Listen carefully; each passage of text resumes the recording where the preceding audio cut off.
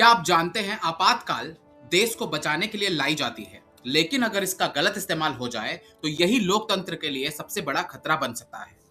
तो नमस्कार दोस्तों, इंडियन कॉन्स्टिट्यूशन 100 डेज चैलेंज के पार्ट 64-65 में आपका स्वागत है।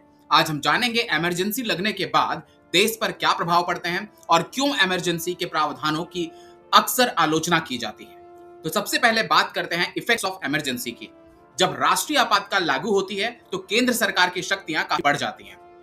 संसद राज्य सूची के विषयों पर भी कानून बना सकती है और राज्यों पर केंद्र का नियंत्रण मजबूत हो जाता है।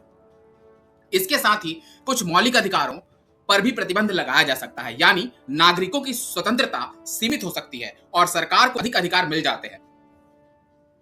अब बात करते हैं criticism and misuse of emergency provision की। संविधान निर्माताओं ने इमरजेंसी का प्रावधान केवल असाधारण परिस्थितियों के लिए बनाया था, लेकिन समय समय पर इसकी आलोचना भी हुई। सबसे बड़ा उदाहरण है 1975 की इमरजेंसी, जब कई विपक्षी नेताओं को गिरफ्तार किया गया, प्रेस की स्वतंत्रता पर नियंत्रण लगाया गया और नागरिक स्वतंत्रताओं पर व्यापक प्रभाव पड़ा।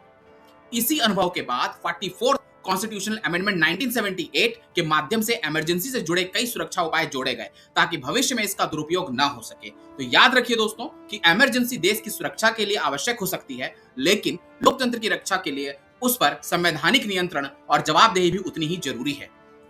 तो दोस्तों, आज हमने सीखा कि इमरजेंसी के क्या प्रभाव हैं और इसके दुरुपयोग को लेकर क्या आलोचनाएं की जाती हैं। तो कल मिलते हैं आपसे इंडियन कॉन्स्टिट्यूशन 100 डेज चैलेंज के अगले पार्ट में। And if you want to be the part of this journey, so please subscribe my channel. Thank you so much. जय हिंद, जय संविधान।